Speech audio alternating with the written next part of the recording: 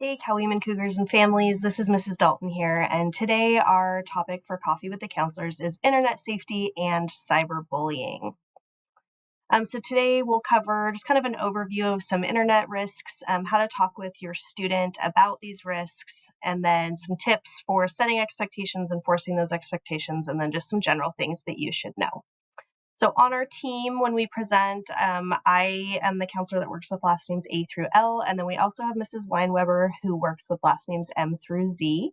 You can check us out on Instagram or on Facebook if you're interested, and we post all of our resources on our website. So some of the common risks that come with internet usage could be exposure to inappropriate content, potentially cyberbullying, and then there's also the added risk of online predators or people that are using the internet to access children for immoral purposes.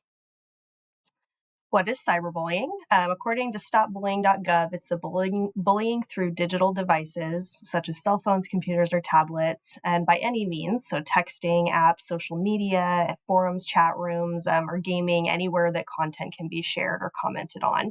And that can include sending or posting, sharing negative information, anything that could be harmful, false, or mean, that really would just harm another student or that's private and could cause embarrassment.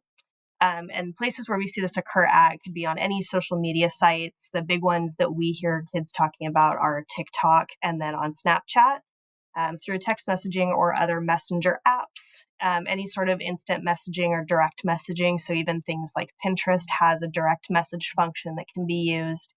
In online forums, chat rooms, and then other message boards, so things like Reddit or Discord, through email, and then there's the online gaming communities, which Discord's also listed there. So in talking with your child, it's really important, especially with how early kids have access to the internet, to start early with that conversation. So even kids as young as kindergarten are starting to access Chromebooks at school, and they might have tablets at home. Where they could be potentially accessing content. So you want to have that conversation as early as they might have contact with the device. Make sure that those conversations are age appropriate so that they understand. So it could be as simple as people that aren't safe are using that to talk to kids, and that's not safe for you to use. It could be very easy, all the way through a more teenage conversation about specific content. It's important to be honest with kids about what the dangers and realities are of using the internet so that they know what's real. And then also just have that safe space for kids to be able to talk to you. That's really the most important part. So for parents, monitoring that internet usage is key. The more supervision, the more parental controls, the better, just so that they can't slip through. Teaching your child about sharing personal information. I think when we were growing up, it was like, don't share your social security number with anyone. Now, really, it's anything on the internet. A lot of the apps are also using location sharing. So just having kids be really aware of what information they're putting out onto the internet, and what that digital footprint looks like. And then encourage kids to be able to speak up about any concerning behavior that they see and give them the tools to be able to report anything. So in supervising internet use, there are some different parental control softwares. There are monitoring apps. Internet service providers also can sometimes provide a supervision app. And then really just having that open communication with your kid about what the expectations are the best ways to monitor their use. Some free monitoring apps that you might want to check out. If you're viewing this and didn't come to our event, just know that these slides are posted on our Cal Women Counseling Center website, so you can access these if you check out those slides. So Google Family is an option, Family Time, Casper Sky, Safe Kids, and then Norton Family Premier. These all do have paid options and free options, so really it's just about finding what's right for you and your family. So when you're having these conversations with kids, it's really important to set the expectations and boundaries about what activities are okay and not okay, how much time is acceptable to be spent on devices or on the internet or on apps, and then who they're allowed to talk to, or who they can do certain activities with. So just being really clear about the who, the what, and the how much time. And then also enforcing those expectations. So sometimes it's not fun, but when you've had some sort of agreed upon expectation. I do recommend this sample family agreement. Again, that's linked on our slides if you're looking at this from our website. So having some sort of family internet agreement about those expectations allows you to monitor if they're keeping up with those expectations and then enforcing any consequences. And in that agreement, it does talk about how the child would be found accountable if they're not following the expectations. So it should be pretty clear cut that if they are not doing, or if they are doing something that they're not supposed to be doing, then they will have this consequence, which might be not having access to their device.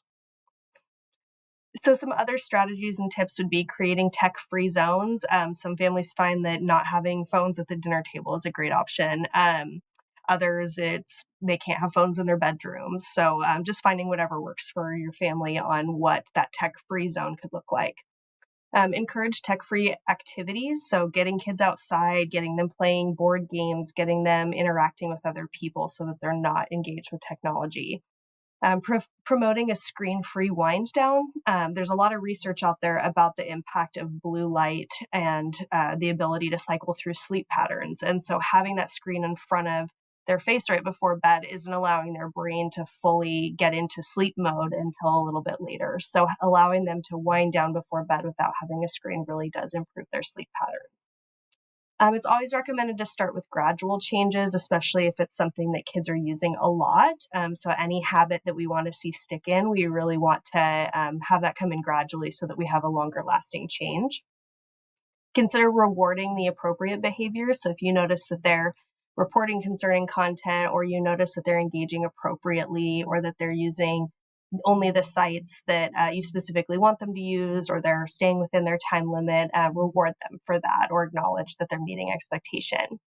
Create a time to connect with them. So again, it looks different for every family. Sometimes that's the car ride home from school. Sometimes that's the dinner table. Sometimes it's after sports practice, whatever that looks like, just creating that time to connect so that you can have those open and honest conversations. Talk with your child about digital footprints. So how can we build a positive online presence and what that looks like later? If they post something on the internet now that could be found a long time from now, are they going to want to have that image out there? So just talking with them about what that looks like.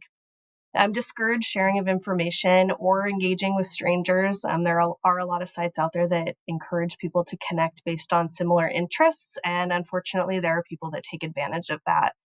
So just being really mindful, especially with location sharing. Kids don't always realize the apps that they're using do share their location. So just encouraging them not to share personal things with strangers. Teach kids about the signs of cyberbullying and how to report. So a lot of times things are happening outside of school, but then they end up impacting the school environment. Our advice to a lot of kids is to block an account, unfollow an account. You can also report on many of the different social media platforms. In particular, you can report a post as having bullying or harassing content. So teaching kids and empowering them to be able to speak up when they see something that they don't agree with. Again, encourage them to block, unfriend, or report those posts if necessary. It's completely okay if there are two students that are not engaging appropriately to have them block each other or unfriend each other. Sometimes that can reduce the conflict. Discuss the possibility of the impact of their post. So kind of that think before you post.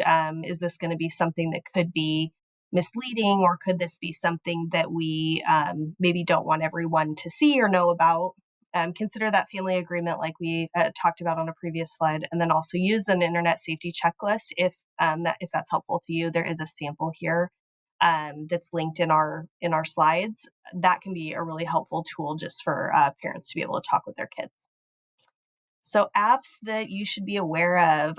This first slide are ones that are common at Coweeman. We have a really cool handout that is linked here on the slide that you can take a look at, that gives a little bit of an overview of what some of these different apps could potentially be used for. A lot of these are perfectly okay apps that as adults we use regularly, like Instagram or Pinterest or Reddit.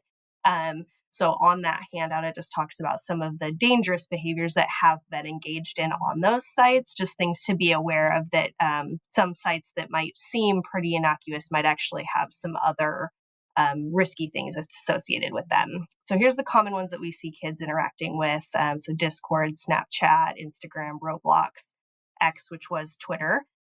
This calculator percent one is one that a lot of people don't know about. It's actually like a hidden folder app. So you can save messages, pictures, anything in that app. And then when you open it, it just looks like the calculator. So a lot of parents wouldn't even realize that the child has this hidden app on their phone. Then we've got Pinterest, TikTok, Facebook, Reddit, and then the best secret folder is another one of those like hidden folders. It doesn't look as inconspicuous as the calculator percent one does, but it has the same function where it's kind of hiding information and then looking like it's just a secret folder. So some other ones just to be aware of, and a lot of these are actually dating apps, but some of them have incentives for younger users to be on them, or they have incentives for younger users to share their information with older users. So they're definitely ones where kids might get on there just to connect and find friends with similar interests, but then they can also have negative outcomes. So again, you might recognize some of them as adult dating apps, but kids do lie about their birthday to create accounts, and they can get on these sites. So these ones we don't hear about as much, but just ones to be aware of. And then we've got another 8 here. The one that I want to point out on this site is, or the two are WhatsApp and Kik. Those are both messenger that go through Wi-Fi. So even if they don't have cell service, they can still use that for messenger and still be able to contact people without necessarily using a phone plan. So that's just one to be aware of in terms of messenger. So I like to have a quote in here. The one for this month's Coffee with a Counselor is to help kids think before they speak. So is it true? Is it helpful? Is it inspiring? Is it necessary? And is it kind? And we want to make sure that our internet footprint represents all of those things. And that is all for today. Hopefully you've learned a lot of information. If you'd like any of our handouts or access to these slides, they are available, like I said, on our website. We've got some great resources with this one. These are, again, also links that you can access if you're on our website or viewing these slides. If you decide you want to contact us, there's our website. We have our emails available, our Instagram, our Facebook, and then our direct lines. And then if you enjoyed this month's topic, we hope you would consider joining us next month. In April, we'll be talking about career development with your middle school student. We hope to see you there, or if not, maybe you'll view a recording next month. Thanks for joining us, Cougs and family.